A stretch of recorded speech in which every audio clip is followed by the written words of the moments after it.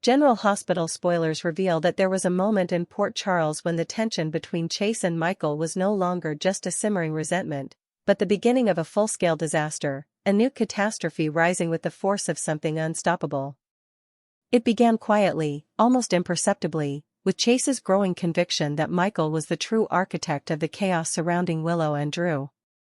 That conviction, once a nagging suspicion, hardened into obsession, and obsession hardened into a mission. Chase told himself he was doing the right thing, that he was defending justice, that he was trying to correct the twisted, tangled mess left behind after Willow's shocking acquit.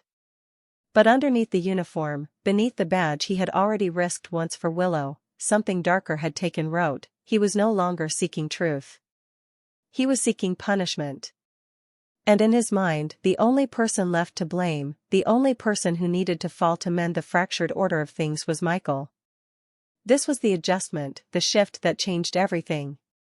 A dangerous escalating recalibration inside Chase that pushed him deeper into risk and further away from reason. He could no longer see the gray areas, the complexity, the nuance.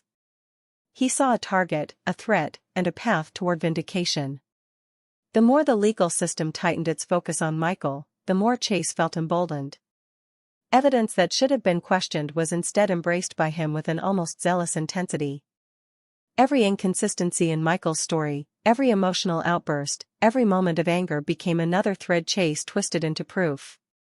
He began collecting details not as a detective, but as a man determined to create a narrative that aligned with his fury. He dug through timelines, scrutinized witness accounts, reconstructed the shooting in his mind until he could no longer distinguish fact from the version of events he desperately wanted to believe. And with each passing day, the tension between him and Michael grew more volatile. Their encounters, once awkward or strained, now burned with a hostility so thick it seemed to drown the air between them. The Quartermain mansion, once a place Michael used for refuge and control, became a powder keg, ready to ignite at the slightest spark. Chase walked into their confrontations with calculated confidence. Michael met him with simmering rage, neither man willing to yield. Both convinced the other was standing in the way of justice or survival. What neither realized was that their conflict had become a living thing, feeding on every insecurity, every fear, every buried resentment. For Chase, the shame of having been manipulated by Willow's lies grew into a festering wound. He had risked his badge, his dignity, his reputation to protect her, only to discover she had been hiding the truth all along. Instead of turning his anger toward Willow, Chase redirected it toward Michael, convincing himself that Michael had orchestrated everything, that he had manipulated Willow, that he had buried evidence and twisted the investigation to protect himself. This mental shift, this dangerous adjustment convinced Chase that he had been played by the entire Corinthos' Quartermain world and he would no longer tolerate being the fool in their game. He constructed a future in his mind where exposing Michael would redeem him, restore his integrity, and prove to everyone that he was not the naive officer who had been deceived by a woman he once loved. For Michael, the danger was different, but equally consuming. He could feel Chase's intentions like an icy current beneath every interaction. He knew the investigation was shifting toward him. Knew that Turner was eager to find a new suspect after Willow slipped from her grasp. Knew that Chase, someone he once considered family, was feeding the flames. The terror he felt was not for himself, but for W.Y. and Amelia, the children he was desperate to protect from the chaos swallowing their lives. The thought of returning to Pentonville, the place that had carved psychological scars he never fully healed from, became a shadow that followed him everywhere. Every time Chase stepped closer, every time he hinted at new evidence, every time he challenged Michael's composure, that shadow grew in size and strength. It twisted into something visceral, pushing Michael into a state where fear and fury were indistinguishable. And soon, the anger he had tried so hard to suppress ignited into something even he struggled to control. The catastrophe unfolded like a storm rolling down a mountain. Slow at first, then unstoppable, Chase began taking reckless steps, crossing lines he once respected. He leaked information, pushed boundaries, confronted witnesses, and pressured anyone connected to Michael, rationalizing every action as a necessary measure. He believed the system had failed and that he alone could fix it. The irony was that Chase, in trying to expose what he believed was Michael's corruption, was becoming corrupted himself, consumed by a vengeance he never acknowledged. His fixation turned him into a man who operated on instinct rather than law, on emotion rather than logic, and as he edged closer to the cliff, pulling Michael with him, poor Charles unknowingly braced for the consequences. When they finally clashed, it was not a simple argument, but an eruption of everything that had been simmering beneath the surface. Chase came armed with accusations. Convinced he had cornered Michael with enough circumstantial evidence to break him. Michael, already frayed by the fear of losing his children and his freedom, snapped. The mansion walls shook with the force of their collision. To former allies, now driven by fear and rage into a confrontation, neither could walk away from unchanged. Each shove, each furious word, each moment of violence became another splinter in the catastrophe Diane had been trying and failing to contain. Michael felt the world closing in on him and reacted with the desperation of a man who saw no path left untouched by danger. Chase felt vindicated, believing every blow he exchanged was proof that Michael was exactly the monster he had convinced himself he was fighting. But the real tragedy was that both men were spiraling toward an outcome neither truly wanted. Chase did not want to destroy Michael's life. He wanted to reclaim control over his own. Michael did not want to harm Chase. He wanted to shield the only innocent parts of his world from the consequences of this unraveling nightmare. Yet the adjustment in Chase, this internal shift toward obsession, had created a catastrophe that no one could escape. And as Turner prepared her case, as Willow tried to hold on to what little stability she still possessed, as Diane fought to keep the legal system from devouring all of them at once, the truth became unmistakable. The hostility between Chase and Michael was no longer a conflict. It was a bomb. And every new move was another spark dragging them closer to detonation. This was the disaster brewing beneath the surface. A crisis born from wounded pride, moral unraveling, misplaced loyalty, and fear sharper than any weapon. Chase's relentless determination to ensure Michael's arrest became the catalyst for a chain reaction of chaos, pushing both men beyond the limits of reason. And in the shadows of Port Charles, where secrets fester and rivalries ignite without warning, this new adjustment, this dangerous escalation, promised one thing: the worst was yet to come. Chase was wrong, so completely, devastatingly wrong, that the truth struck him like a blade twisting slowly into his chest. For weeks, he had convinced himself that he was the only person willing to step forward and hold Michael accountable for what happened to Drew. That he was defending justice while everyone else was blinded by bias or loyalty. But the moment he faced the undeniable truth that Willow was the one who had fired the shots, that the woman he once loved so fiercely had pulled the trigger that nearly killed Drew, everything inside him shattered. This was not the kind of revelation a man could absorb with logic or grace. It was the kind that burrowed deep beneath the skin, setting off an internal chain reaction of humiliation, grief, rage, and disbelief. This was the adjustment in Chase's psyche. The violent recalibration of everything he thought he knew, and it ignited a psychological storm that would soon engulf both him and Michael in a disaster no one could contain. What Chase felt first was the humiliation. He had defended Willow, risked his badge, destroyed professional relationships, and staked his integrity on her innocence. He had stood in courtrooms and offices insisting she was incapable of such violence. He had looked colleagues in the eye and told them they were wrong, that his instincts, his heart, were right. And now the truth mocked him. It revealed him as a man blinded by the remnants of a broken love. A fool who had allowed emotion to overshadow evidence. The shame morphed into rage and the rage metastasized into obsession. Chase needed someone to blame. Someone to unload his furanto. Someone whose downfall could mend the fracture Willow had carved into his identity. That someone became Michael. Meanwhile, Michael was spiraling into his own nightmare. Willow's acquittal. Although a relief on paper only pushed him deeper into danger, the town now viewed him as the prime suspect in Drew's shooting. Turner, embarrassed by her failure to convict Willow, refocused her entire arsenal on Michael. She needed a win. She needed redemption, and she needed a suspect whose guilt she could convince the public of. Michael fit that role perfectly. And now the full weight of the justice system was turning toward him.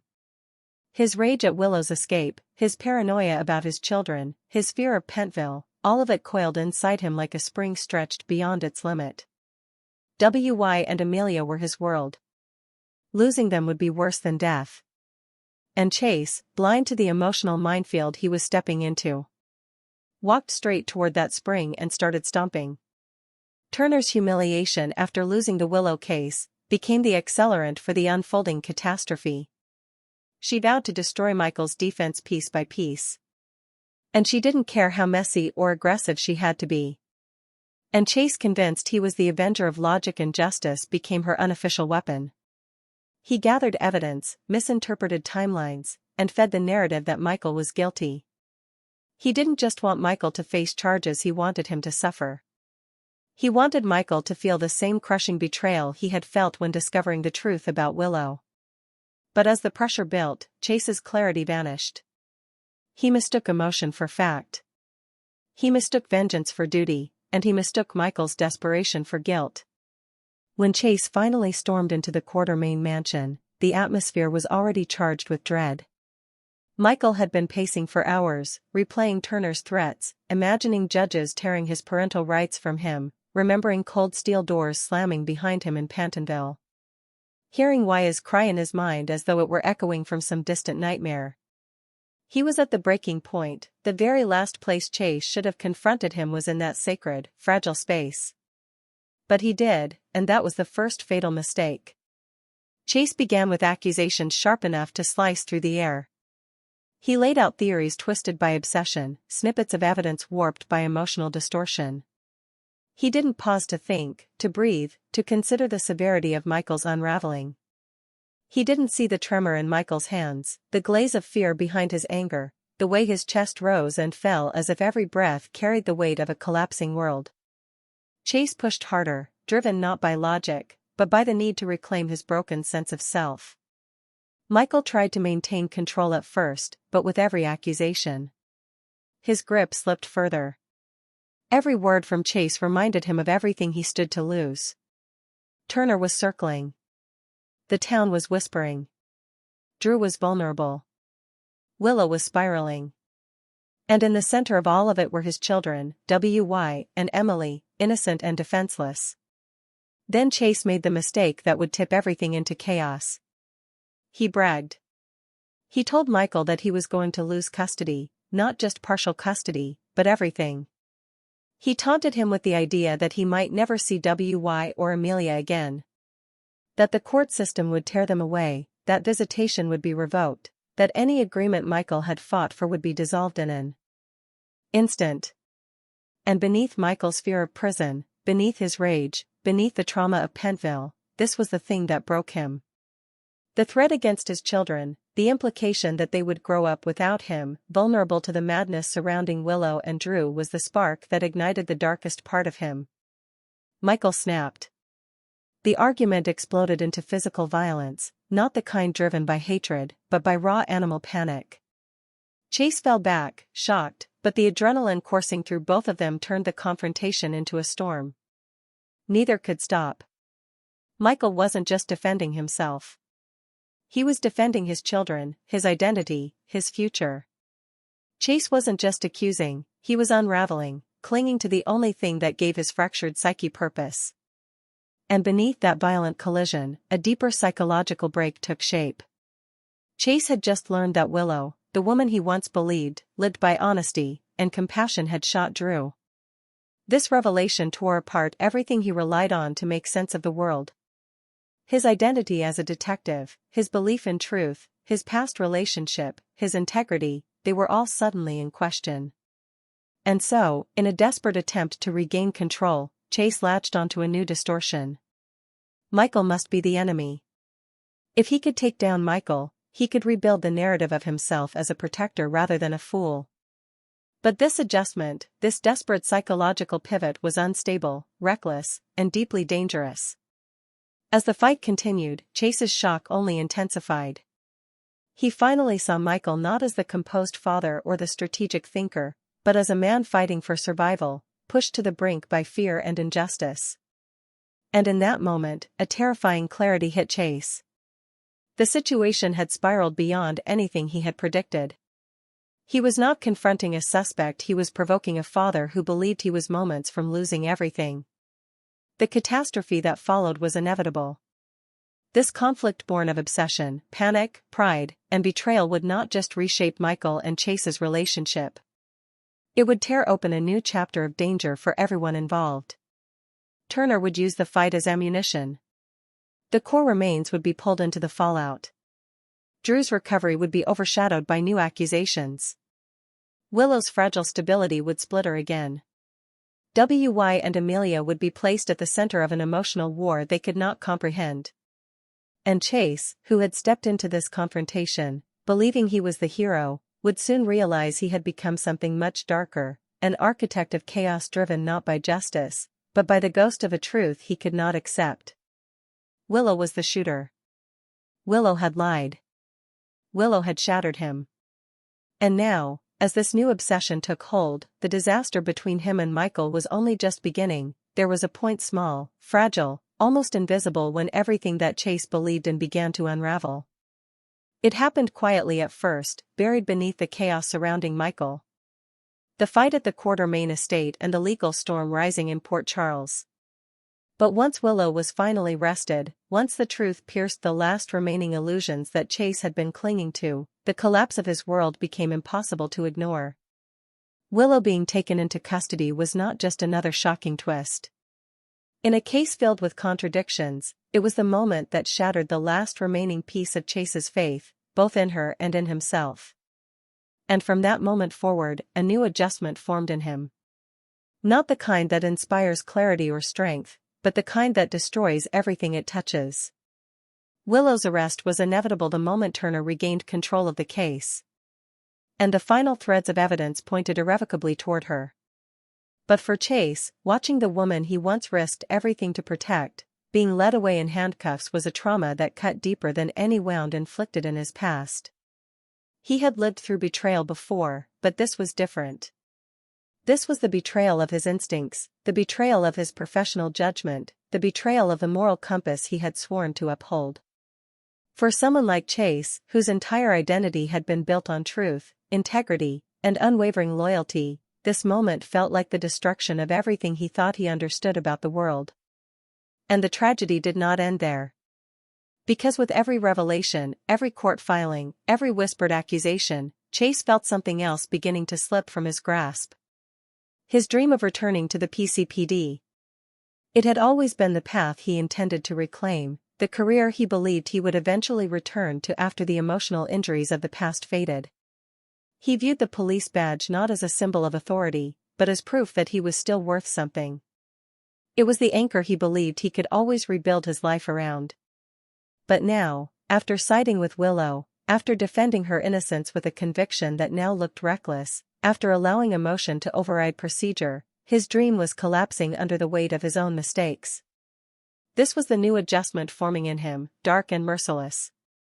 The recognition that his return to the PCPD was not just delayed, it was destroyed.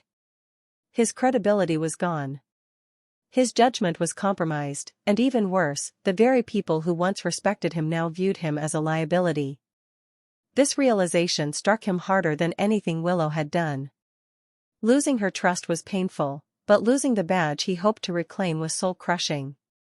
It was the last thread holding him upright, and now it was slipping through his fingers. But the adjustment did not stop there. It mutated into something much more dangerous, a crisis of identity that threatened to consume everything Chase once was. His belief in right and wrong, once solid as steel, now felt brittle. His instincts, once sharp and reliable, now seemed hopelessly flawed. He began questioning his every decision, every assumption, every memory connected to Willow. He replayed the cases they worked together, the moments he defended her, the times he trusted her more than his fellow officers. Each memory now felt poisoned. Each one a reminder of how easily he had been deceived. And the most devastating part was that it wasn't just Willow he could no longer trust. It was himself.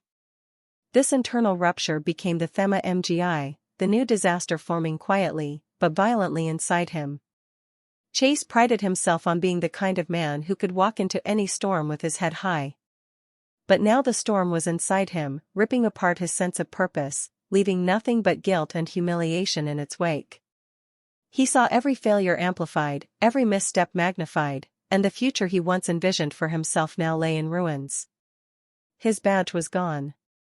His credibility was gone. His trust in others gone. And the life he once tried to rebuild no longer felt like something worth fighting for. Meanwhile, Willow's arrest sent shockwaves through Port Charles, forcing every character connected to her into a new state of panic and confusion. But for Chase, it hit differently. He felt responsible not because he caused the crime, but because he enabled the lie. He defended her innocence, vouched for her sincerity, and placed his entire reputation on the belief that she could not have done something so violent. But she had. She fired the shots. She hid the truth. She allowed him to fight for her while she concealed the one secret that would destroy him. And so when the truth came out, it wasn't just Willow who was exposed. It was Chase, his failure, his his emotional blind spot. And Turner, who had once seen Chase as a promising officer, now viewed him as a cautionary tale. His political future, his professional dreams, all of it burned away in the wake of Willow's arrest. As this reality set in, Chase began to spiral. The psychological damage, though invisible, was more violent than any physical blow. His obsession with taking Michael down, a misguided attempt to restore balance, to feel like he was still fighting for something righteous, now seemed hollow. His anger at Michael now felt misplaced, desperate, pathetic. Even the disaster wasn't Michael. The disaster wasn't Willow. The disaster was the collapse of Chase's inner world. The implosion of the man he believed he was meant to be. And yet, this was only the beginning of the unraveling. Because once a man loses his grounding, his moral compass, his professional identity, his trust in himself, he becomes vulnerable to darker impulses. Doubt becomes paranoia. Guilt becomes self-destructs. And the adjustment, the psychological shift that once seemed temporary, becomes permanent. Chase now faced a future where his badge was out of reach, where his name carried shame instead of respect, and where every choice he made would be viewed with suspicion. His trust in others was shattered. But worse, his trust in himself was irreversibly broken. And that internal collapse, that private destruction, was the real MGI. The disaster no one else could fully see, but one that would redefine the trajectory of his life. Willow would face trial. Michael would face danger. Drew would face recovery. But Chase, he would face himself. And that was the most terrifying fate of all.